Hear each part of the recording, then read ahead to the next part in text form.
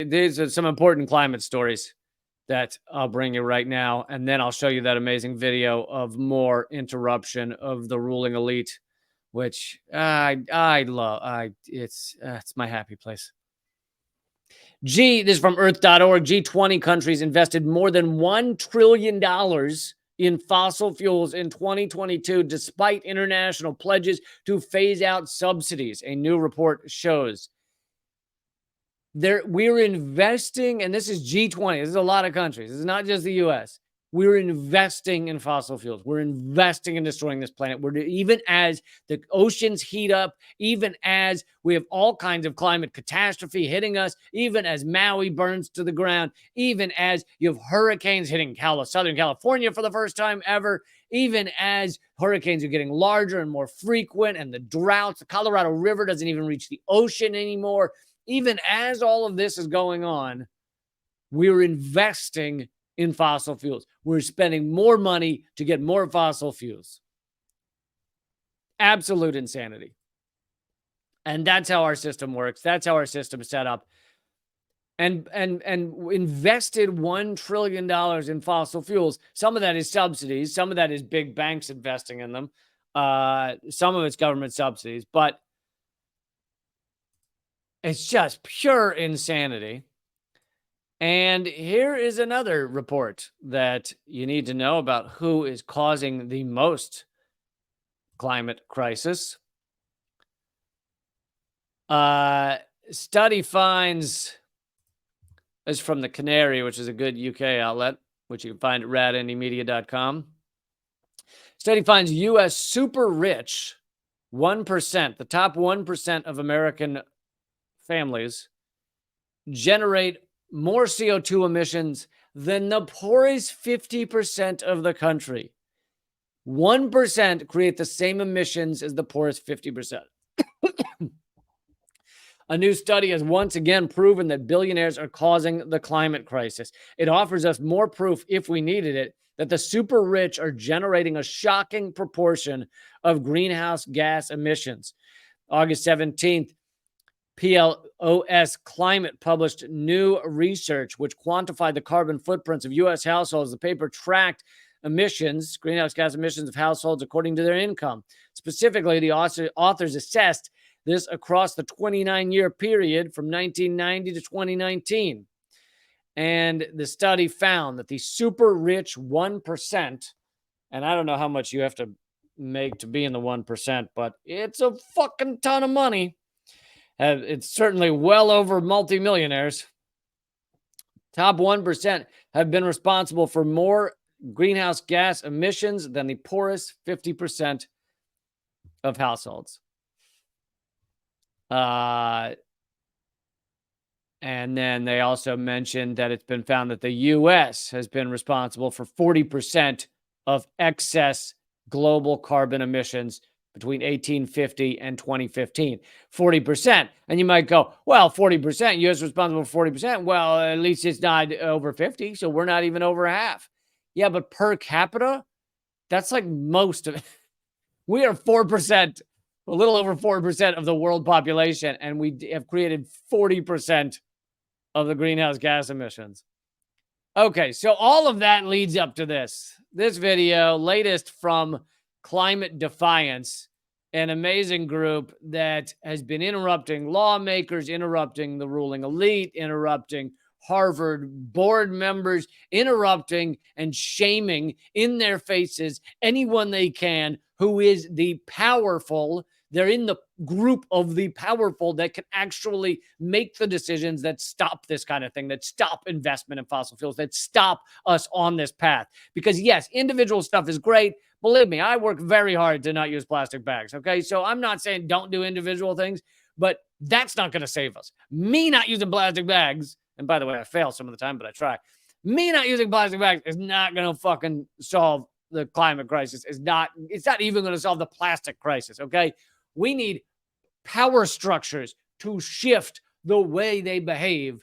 And part of that effort is shaming them in their face, getting in their face and saying, you are fucking killing us. And this one's amazing. I might have to show this more than once, but how the rich respond when they're shamed is just, this one even more than some of the others, just beautiful.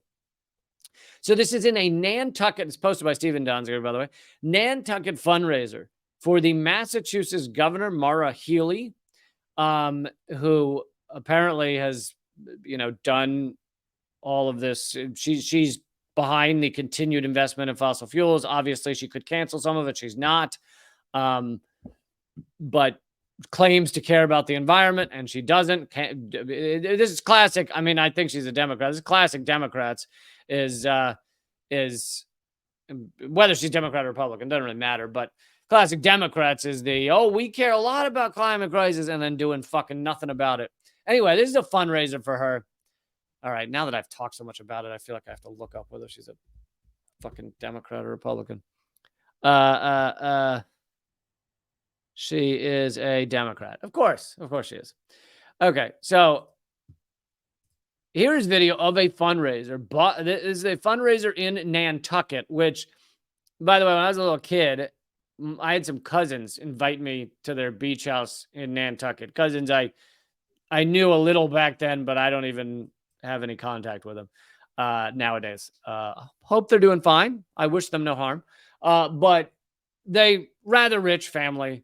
And so they had a house in Nantucket, or a beach house, or a timeshare or something. So we went out there.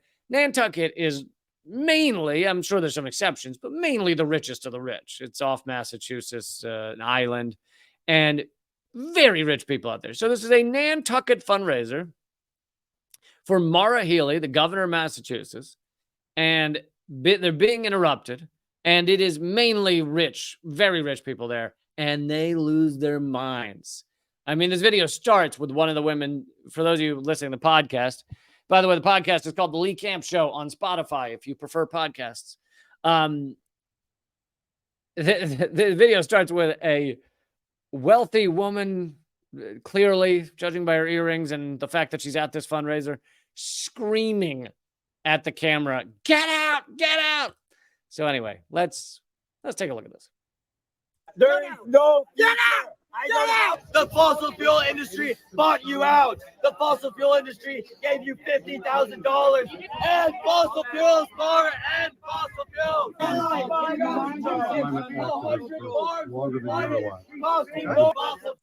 So then there's another, for those of you just listening, the guy saying, I've been a climate activist longer than you've been alive. This is another very wealthy. Oh, this is actually, Stephen Donziger says who it is. It's a real estate baron. I'll give you his name in a minute, but real estate baron who multi-millionaire in a very expensive jacket, claiming that he's a climate activist and that he still fucking hates you. And you should not be interrupting this governor who takes money from fossil fuel companies. And he's trying to lecture all of these people. I've been a climate activist since before you were alive. Yeah, right. He's literally holding his champagne as he walks.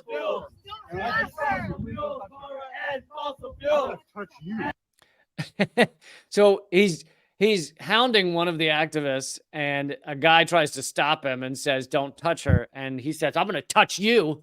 I mean, these wealthy people, these multi-millionaires at minimum, if they're not billionaires, are furious. No new fossil fuels. We've spoken to her before. She's ignored us. You have no idea how to get this. We're afraid because of our life.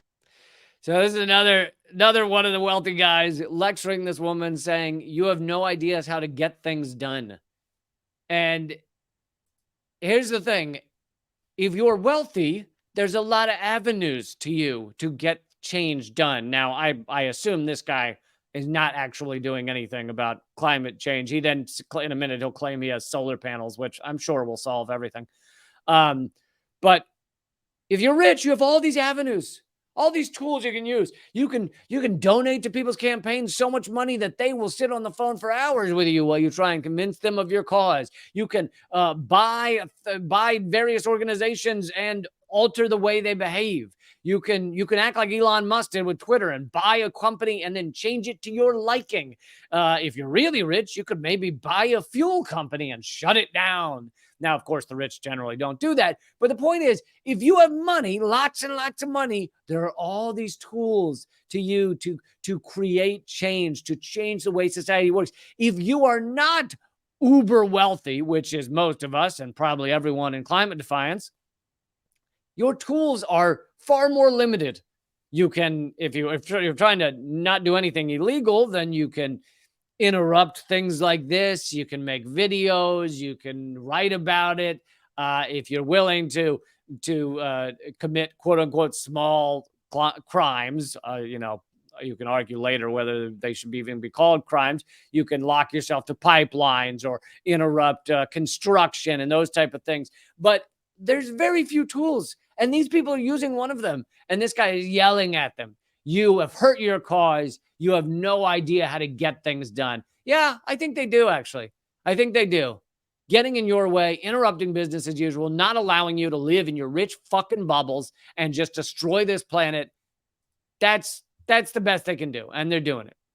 Rights are going to end. We're all the same age. No, we're not. I'm 20. How Well, are you? I have kids that are 9. Okay. You have absolutely no you idea how to don't. get things Dude, done. Can you tell me what are you doing to help them? fossil are you doing to I help them? solar everything.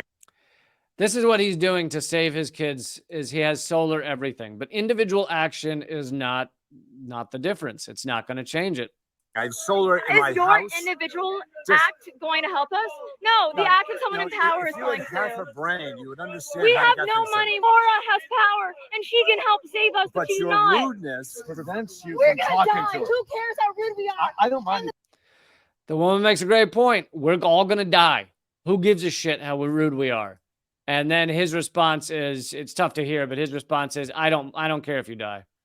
Prevents you We're from gonna talking die. to her. Who cares how rude we are? I don't mind And if the you people die. in that I'm gonna die. I don't mind. I don't mind if you die. That was the guy's response. That honestly is the clear. That honestly is the